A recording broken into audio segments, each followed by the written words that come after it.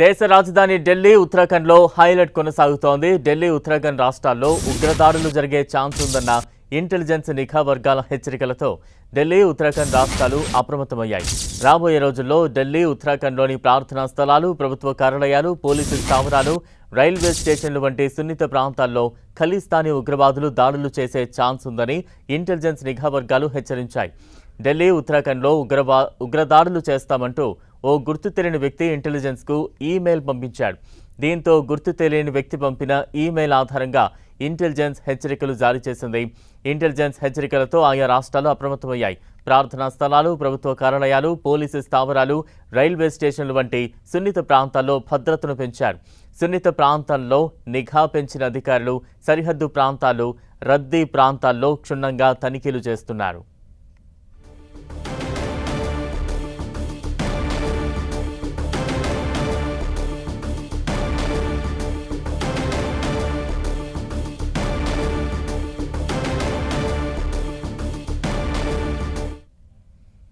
Middle east మరోసారి మండిపోతోంది. పశ్చిమాసియాలో Iran, అమెరికాలు ఒకరిపై ఒకరు మరోసారి దాడులు చేసుకుంటున్నాయి. తాజాగా ఇరాన్పై అమెరికా మరోసారి విరుచుకుపడింది. అమెరికా దళాలు వరుసగా రెండో రాత్రి ప్రతీకార దాడులు జరిపాయి. ఇరాన్పై వైమానిక దాడులను కంటిన్యూ చేశాయి. 2 రోజుల క్రితం హర్మూజ్లో చమురు ట్యాంకర్పై ఇరాన్ జరిపిన దాడికి సమాధానంగా తాము ఈ తాజా దాడులు చేసినట్లు అమెరికా రక్షణ శాఖ ప్రకటించింది. దీంతో మిడిల్ ఈస్ట్లో ఉద్రిక్తతలు మరింత ముదిరాయి. ఇవాళ తెల్లవారుజామున అమెరికా దళాలు ఇరాన్లోని మరికొన్ని సైనిక స్థావరాలపై వైమానిక దాడులు జరిపాయి. తాజా దాడుల్లో ఇరాన్కు చెందిన సైనిక నిఘా వ్యవస్థలు, కమ్యూనికేషన్ నెట్వర్క్లు, వైమానిక రక్షణ కేంద్రాలు, డ్రోన్ నిల్వ కేంద్రాలను లక్ష్యంగా చేసుకున్నట్లు అమెరికా వెల్లడించింది. హర్మూజ్ జలసంధిలో పనామా, సింగపూర్ పతాకాలతో వెళుతున్న నౌకలపై ఇరాన్ డ్రోన్ దాడులు చేయడంతో ఈ ఉద్రిక్తతలు మరింత తీవ్ర రూపం దాల్చాయి. మరోవైపు అమెరికా చేసిన దాడులకు ఇరాన్ ప్రతీకార దాడులకు దిగింది. కువైట్, బహ్రెయిన్లోని అమెరికా సైనిక స్థావరాలను లక్ష్యంగా చేసుకుని క్షిపణి, డ్రోన్ దాడులకు దిగింది. తమ నౌకాదళం, వైమానిక దళాలు సంయుక్తంగా ఈ దాడులు ప్రారంభించినట్లు ఐఆర్జీసీ ఇవాళ తెల్లవారుజామున ప్రకటించింది. తాజా పరిణామాలపై ఆందోళనలు వ్యక్తమవుతున్నాయి. ఇరాన్ యుద్ధాన్ని ముగించేందుకు జరుగుతున్న శాంతి చర్చలను ఈ తాజా ఘర్షణలు దెబ్బతీసే ప్రమాదం ఉందని నిపుణులు ఆందోళన వ్యక్తం చేస్తున్నారు.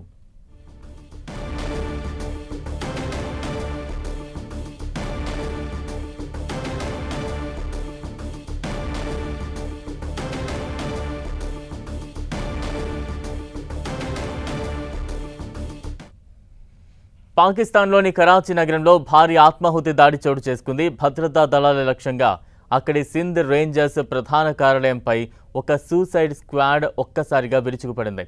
అత్యంత భద్రత ఉండే ఈ ప్రాంతంలో జరిగిన దారుణమైన ఆత్మాహుతి పేలుడు కారణంగా ఇప్పటి వరకు 10 మంది ప్రాణాలు కోల్పోయారు. ఈ భీకర దాడిలో మరికొందరు తీవ్రంగా గాయపడడంతో వారిని చికిత్స నిమిత్తం స్థానిక ఆసుపత్రులకు తరలించారు. క్షతగాత్రుల్లో కొందరి పరిస్థితి విషమంగా ఉన్నట్టు తెలుస్తోంది. అటు ఈ ఘోర ఉగ్రవాద దాడి తామే చేసినట్లు నిషేధిత ఉగ్రవాద సంస్థ తెహ్రీకే తాలిబాన్ పాకిస్తాన్ అనుబంధ విభాగానికి చెందిన జమాతుల్ అహ్రార్ అధికారికంగా ప్రకటించింది. పాకిస్తాన్లో శాంతి భద్రతలకు విఘాతం కలిగిస్తూ భద్రతా సిబ్బందిని లక్ష్యంగా చేసుకుని ఈ సంస్థ గతంలోనూ పలుమార్లు ఇటువంటి దాడులకు తెగబడింది. ఈ దాడితో కరాచీ నగరంలో ఒక్కసారిగా తీవ్ర భయాందోళనలు నెలకొన్నాయి. ఈ ఘోర ఘటనపై పాకిస్తాన్ ఉన్నతాధికారులు, భద్రతా సంస్థలు తీవ్రంగా స్పందించాయి. పేలుడు సంభవించిన ప్రాంతాన్ని పూర్తిగా తమ ఆధీనంలోకి తీసుకున్నాయి. సైనిక, పోలీసు బలగాలు ఈ ఉగ్రదాడిపై దర్యాప్తును ప్రారంభించాయి. కంట్రోల్ రూమ్, సీసీటీవీ దృశ్యాల ఆధారంగా ఉగ్రవాదులు లోపలికి ఎలా ప్రవేశించారు అనే కోణంలో విచారణ జరుపుతున్నారు. కరాచీ నగరంలో హైలైట్స్ ప్రకటించడమే కాకుండా భద్రతా ఏర్పాట్లను అధికారులు మరింత కఠినతరం చేశారు.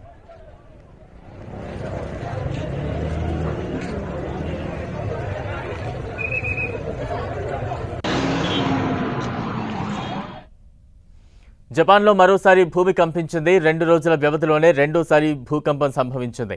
ఇవాళ జపాన్లో సంభవించిన భూకంపం తీవ్రత రిక్టర్ స్కేల్పై 6.1గా నమోదైంది. అమోరి ప్రిఫెక్చర్ సమీపంలో 40 కిలోమీటర్ల లోతులో ఈ భూకంప కేంద్రం ఉన్నట్లు జపాన్ వాతావరణ విభాగం వెల్లడించింది. 2 రోజుల క్రితమే జపాన్లో 7.2 తీవ్రతతో భూకంపం సంభవించింది.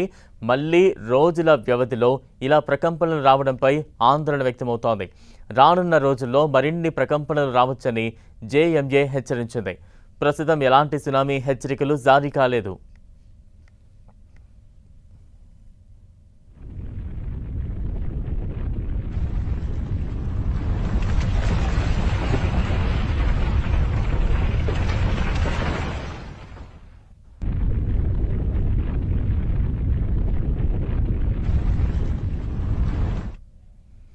వెనిజువెలాలో సంభవించిన వరుస భూకంపాలు పెను విషాదాన్ని మిగిల్చాయి.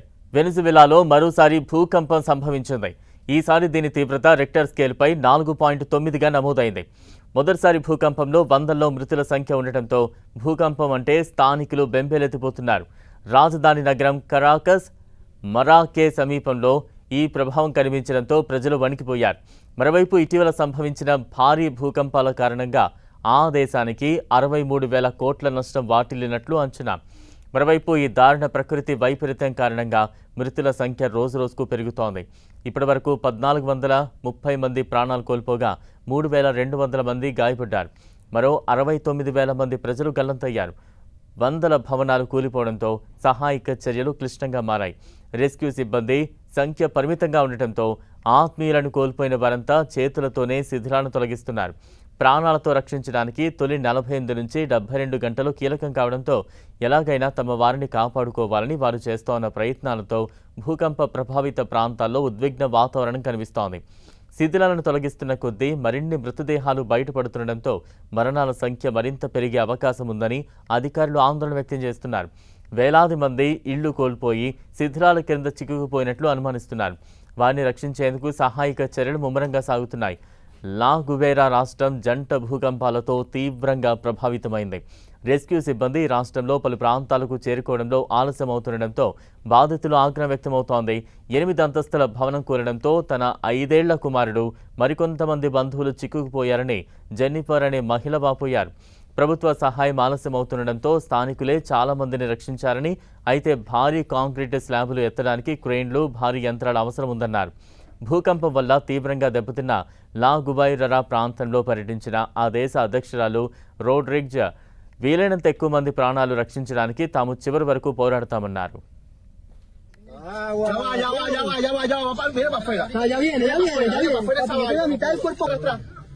Con la rodilla, pon. Dale,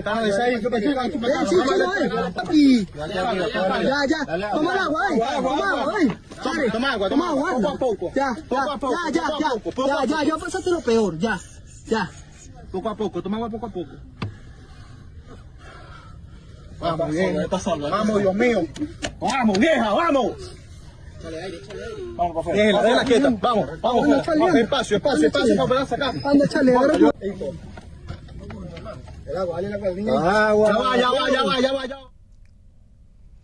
విపరీతమైన ఎండవేడి, వడగాల్పులు, ఉక్కపోత, 45 డిగ్రీల ఉష్ణోగ్రత నమోదైతే చాలు ఆ ఎండవేడికి అడుగు బయట పెట్టలేని పరిస్థితి. ప్రస్తుతం యూరప్ కంట్రీలో ఇదే పరిస్థితి. అయితే అక్కడ కేవలం 35 నుంచి 40 డిగ్రీల ఉష్ణోగ్రత మాత్రమే నమోదైంది. దీనికి అక్కడి ప్రజలు తీవ్ర ఇబ్బందులు ఎదుర్కొంటున్నారు. విపరీతమైన ఎండవేడికి ప్రజలు అల్లాడిపోతున్నారు. ఉక్కపోత, వడగాల్పులతో అక్కడి జనం ఉక్కిరిబిక్కిరవుతున్నారు. సూర్యుడి ప్రతాపంతో యూరప్ కంట్రీస్ అల్లాడుతున్నాయి. France, Germany, Britain, Spain, Denmark, Switzerland, చెక్ రిపబ్లిక్తో సహా పలు దేశాల్లో ప్రజలు ఆగమాగమవుతున్నారు. ఎండవేడి నుంచి ప్రజలకు ఉపశమనం కల్పించేందుకు ఫైర్ ఇంజన్లతో వాటర్ కొట్టిస్తున్నారు. ఉష్ణోగ్రతను తగ్గించేందుకు అధికారులు అన్ని విధాలా ప్రయత్నిస్తున్నారు. మరోవైపు ప్రజలు బహిరంగ ప్రదేశాల్లో ఉంటే నదులు, కాలువల్లో స్నానాలు చేస్తూ ఉన్నారు. ఓ ప్రాంతంలో అయితే రోడ్డుపై ఆమ్లెట్ వేస్తున్నారంటే పరిస్థితి ఏ మేర ఉందో అర్థం చేసుకోవచ్చు. వడగాల్పుల కారణంగా బ్రిటన్లోని కొన్ని ప్రాంతాల్లో అధికారులు రెడ్ అలర్ట్ ప్రకటించారు. హాంషైర్లోని గోస్బర్ట్లో పగటి పూట ఉష్ణోగ్రత 36 డిగ్రీలకు చేరుకోవడంతో యూకేలో ఇదే అత్యధిక వేడి రోజుగా గుర్తించారు. వేడి గాలుల కారణంగా బ్రిటన్లో ఇప్పటివరకు 50 మందికి పైగా మరణాలు నమోదైనట్టు తెలుస్తోంది. బ్రిటన్ చుట్టూ సముద్రాలు ఉంటాయి. సముద్రాలు ఉన్న ప్రాంతంలో సహజంగానే తేమ అధికంగా ఉంటుంది. శరీర ఉష్ణోగ్రతలు తగ్గాలంటే చెమట ఆవిరి కావడం కీలకం. ఇలా అయితే శరీరం సహజంగా చల్లబడుతుంది. కానీ గాలిలో తేమ అధికంగా ఉంటే చెమట త్వరగా ఆవిరి కాదు. దీంతో శరీరం నుంచి వేడి బయటకు వెళ్ళకపోవడంతో మరింత ఉక్కపోత అనిపిస్తోంది. దీనివల్ల వడదెబ్బ, డీహైడ్రేషన్, గుండె సంబంధిత ఒత్తిడి, శ్వాసకోశ వ్యాధుల ప్రమాదం పెరుగుతోంది. అటు స్పెయిన్లో కూడా కొన్ని రోజులుగా తీవ్రమైన వేడి గాలులు వీస్తున్నాయి. ఉత్తర స్పెయిన్లో కూడా కొన్ని ప్రాంతాలకు రెడ్ అలర్ట్ కొనసాగుతోంది. బాస్క్ కంట్రీలోని కొన్ని ప్రాంతాల్లో గరిష్ట ఉష్ణోగ్రత 42 డిగ్రీలకు చేరవచ్చని వాతావరణ అధికారులు అంచనా వేశారు. అయితే కేవలం 35 డిగ్రీల సెల్సియస్ నుంచి 40 డిగ్రీ సెల్సియస్ ఉష్ణోగ్రతలకు యూరప్ జనాలు ఇంతలా భయపడుతున్నారు.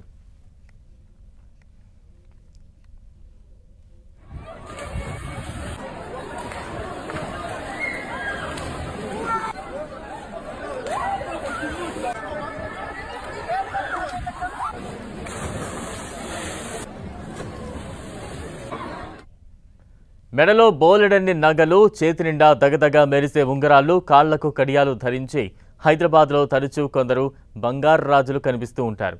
ఇలా ఒంటి నిండా నగలు ధరించి భారీ మోసాలకు పాల్పడుతున్న గోల్డ్ మ్యాన్ సూర్యను హైదరాబాద్ పోలీసులు అరెస్టు చేసి రిమాండ్కు తరలించారు. తక్కువ ధరకే బంగారం ఇప్పిస్తానంటూ చెప్పి బాధితుల నుంచి 30 లక్షలు మోసం చేశాడు. మెడ నిండా దగదగలాడే నగలు వేసుకుని కొందరు బంగారు రాజులు తెర వెనుక దందాలు చేస్తూ ఉంటారు. నగరంలో కొన్ని ముఖ్యమైన పండుగలు వచ్చాయంటే చాలు ఆ సమయంలో ఒంటి నిండా మెరిసే నగలు వేసుకుని కనిపించడం హైదరాబాద్లో కోకళ్లలు. 4 ఏళ్ల క్రితం ఇలాంటి వారు ఒకరిద్దరే ఉండగా ఆ సంఖ్య ఇప్పుడు 15 నుంచి 20కి చేరింది. పహిల్వాన్, భాయ్, గోల్డ్ బాయ్, రాక్స్ అనే పేర్లతో నగరంలో చలామణి అవుతూ ఉన్నారు. పాత బస్తీకి చెందిన 3 బంగారు రాజుల్లో ఒక్కరే అసలైన బంగారు ఆభరణాలు ధరించగా మిగిలిన 2 నకిలీ గోల్డ్ను ధరిస్తూ పెద్ద ఎత్తున సెటిల్మెంట్లు, భూ కబ్జాలు, దందాలు చేస్తూ పబ్బం గడుపుకుంటున్నారు. దుబాయ్ నుంచి వచ్చే బంగారాన్ని తక్కువ ధరకే ఇప్పిస్తామంటూ నమ్మించి మోసాలకు పాల్పడుతున్నారు కొంతమంది గోల్డ్ మ్యాన్లు. తక్కువ ధరకే విదేశీ బంగారం ఇస్తానంటూ అమాయకుల నుంచి లక్షల రూపాయలు కాజేశాడు అత్తాపూర్కు చెందిన గోల్డ్ మ్యాన్ సూర్య. లక్షలాది రూపాయలను వసూలు చేసి భారీ మోసానికి తెరతీశాడు. గోల్డ్ మ్యాన్ మాటలు నమ్మి ప్రజలు పెద్ద ఎత్తున మోసపోతున్నారు.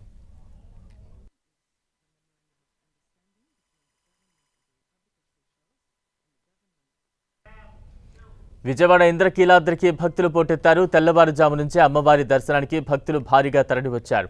సాధారణ భక్తులకు త్వరిత దర్శనం కల్పించేందుకు అంతరాలయ దర్శనాలు తాత్కాలికంగా నిలిపివేశారు అధికారులు. ఇవాళ మధ్యాహ్నం 2 గంటల 30 నిమిషాల వరకు అన్ని రకాల వీఐపీ దర్శనాలు రద్దు చేశారు. సామాన్య భక్తులకు వేగంగా దర్శనం కల్పించేందుకే ఈ ప్రత్యేక చర్యలు చేపట్టినట్లు ఆలయ అధికారులు తెలిపారు. అటు క్యూ లైన్లలోనే భక్తులకు మొబైల్ వాటర్ క్యాన్ల ద్వారా చల్లని తాగునీటిని పంపిణీ చేస్తున్నారు. ఉచిత ప్రసాదం, అన్నదానం నిరంతరాయంగా కొనసాగిస్తున్నారు. డీఈఓ కిషోర్ కుమార్ పర్యవేక్షణలో ఆలయ అధికారుల ప్రత్యేక ఏర్పాట్లు చేశారు. భక్తులకు ఎలాంటి ఇబ్బందులు కలగకుండా అన్ని ఏర్పాట్లు చేశారు. ఏఈఓలు చంద్రశేఖర్, వెంకట్రెడ్డి, రమేష్ బాబు స్వయంగా దగ్గరుండి క్యూ లైన్లు పర్యవేక్షిస్తున్నారు. భారీ రద్దీలోనూ ప్రశాంతంగా అమ్మవారి దర్శనం కల్పించడంపై ఆలయ యంత్రాంగంపై భక్తులైతే హర్షం వ్యక్తం చేస్తున్నారు.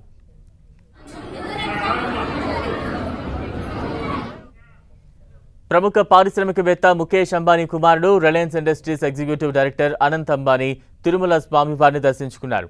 ఇవాళ తెల్లవారుజామున సుప్రభాత సేవలో పాల్గొని ప్రత్యేక పూజలు చేశారు.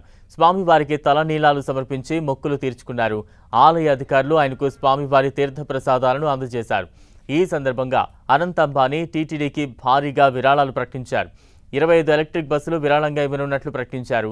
50 మంది బస్సు డ్రైవర్ల జీతభత్యాలు కూడా చెల్లించడంతో పాటు తిరుమలలో ఛార్జింగ్ స్టేషన్లను రిలయన్స్ ఏర్పాటు చేయనుంది. గుజరాత్ వంతారాలో ఉన్నట్లుగా టీటీడీ గోశాలను ఆధునికీకరణకు అంగీకారం తెలిపారు.